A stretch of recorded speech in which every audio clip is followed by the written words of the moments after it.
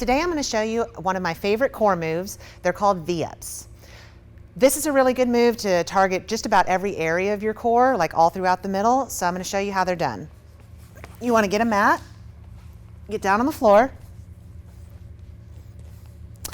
legs overhead and feet out, and you're going to do exactly what it sounds like. You're going to V up.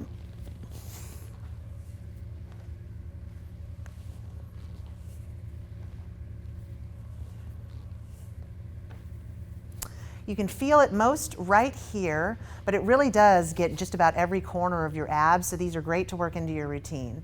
I recommend 3 to 4 sets of 12 to 15, but as always, you can do as many as you need to because abs are hard to overwork.